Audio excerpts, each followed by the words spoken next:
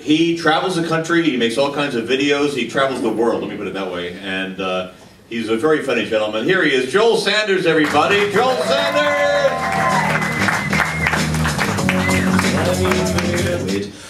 This is what's weird. There is something weird, something very weird. Before I tell you the weird thing, I'm going to tell you a story, all right? And then I'll tell you what's weird. I recently went to Amsterdam, and Paul Weller, you all know Paul Weller? Of course you do. He's a British icon. He was performing at the Melkweg, which is a small music club in Amsterdam. And I was curious. I was curious to see him. Go online, all the tickets are sold out. I was a bit fucked off about this. Do you mind me swearing? I was a bit fucked off. On the day of the show though, Saturday afternoon, I went online again and checked, and suddenly tickets were available. I thought, fantastic. So I booked 2 tickets and printed them out. It was that Ticket Fast. Do you know that Ticket Fast where they scan the barcode?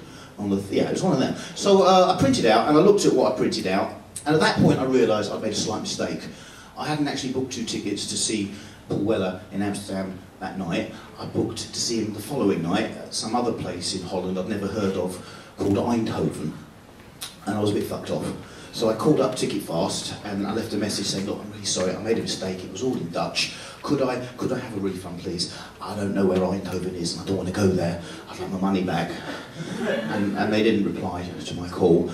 So I had this idea, and I said to my friend, I said, look, I've got an idea. I think I can blag my way in. Come with me, I'll do the talking. And we went down to the Melkweg that night with our Ticket Fast tickets. And there was about 3 levels of security you had to get through. And the first level was just a security guy, a doorman. We got through there all right. He just looked at the bit of paper, just, and then we got through another stage. And then there was the queue. The line was ahead where the guy with the scanner was scanning things. And there was a line, and everything was going beep, beep. And I had a feeling that when they got to mine, possibly we were going to get a slightly different noise. But I thought we'd chance it. Beep. And it got to me, and he went like that. It was like wrong answer on Family Feud. That's what like that. Okay. But the thing is, the guy he didn't read it because he was I don't know. He didn't read it. He just kept doing it and doing it again, thinking there was something wrong with his. And then he blew on his scat so I didn't spit on his. So he blew on it and he kept doing it. He couldn't figure out the problem. I knew the fucking problem, and I sure as hell wasn't going to tell him what the problem was. And I thought he might get stressed because there was a line, and that's just what I was hoping. I was hoping he was going to get so stressed there was a line, he was just going to go, oh, don't worry, just go in, and that would be it. But he didn't do that. He said, go to the box office and they'll sort it out. So we went to the box office, and the woman did spot that it was for the following night, and I just pretended, I just played dumb. I said, oh, you're kidding me? Oh my God, I can't believe it. We're leaving town tomorrow morning. I had no idea. Can't you just let us in?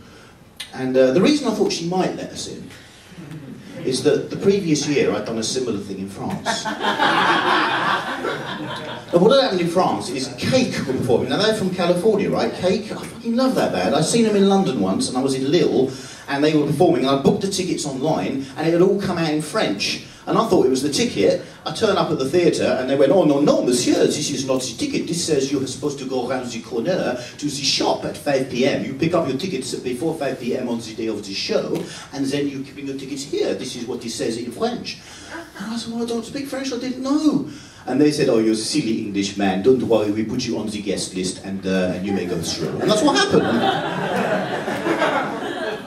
Which would not have happened the other way around. I'm pretty sure if a French guy had come to England and he'd had something written in English to the same effect, I'm pretty sure the guy on the door would have said, you know what this says, mate? This says you're fucking off back to France. That's what this says. That's what would have happened. So I thought I might get in anyway. We didn't. They didn't do that. They said, no, sorry, this is for Eindhoven tomorrow. You cannot come in to see this show.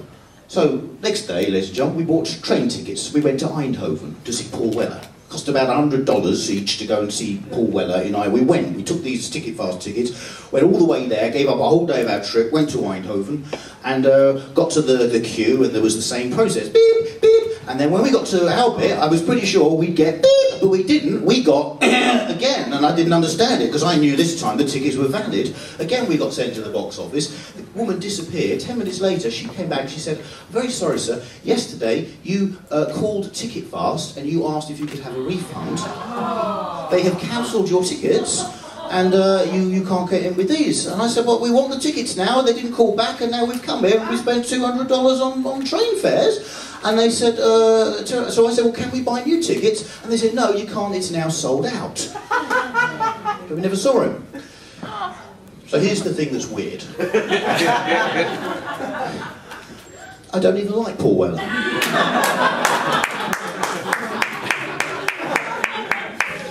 He's not a hero of mine. I like music, I love music, and this film that we're about to show is about that. I got to meet recently a hero of mine from my youth. Now, you won't know this band, because they were only famous in Britain. They were called Darts.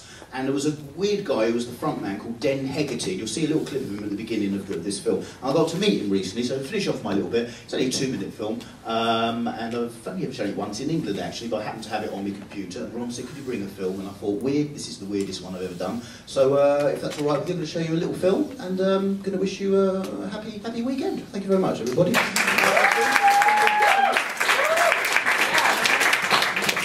So, Move the mic. Move the mic. There's the mic. oh, yeah.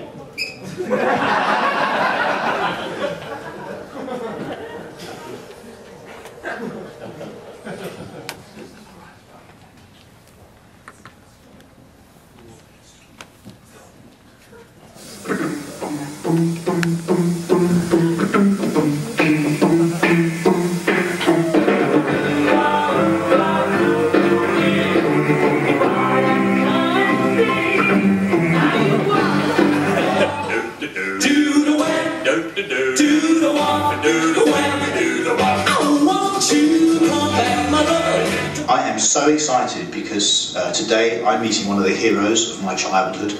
I can't believe this is going to happen, but I'm actually about to interview Den Hegarty from the top 1970s band Darts. Bidum dum, bidum bum, bidum dum, bidum bum bum bum, bidum bum bum bum, bidum bum, bidum bum, bidum bum bum, bidum bum, dum di bum.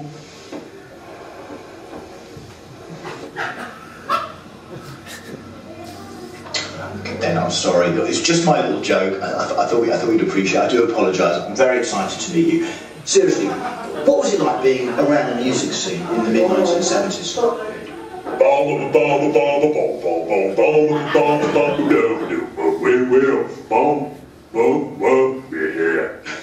Okay, alright, okay.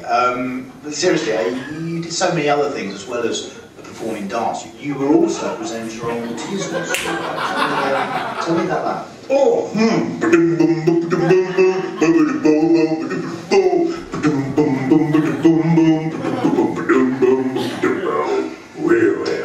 okay. You also did an album with The Clash. You met Joe Strummer. How was that?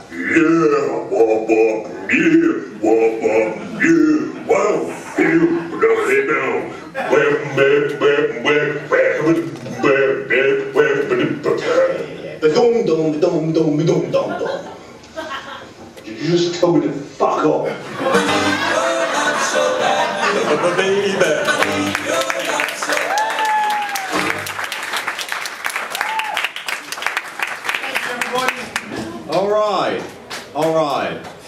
Alrighty then. Brilliant. Cheers. Hot toddy. That was great. Let's hear for Joel Sanders, everybody.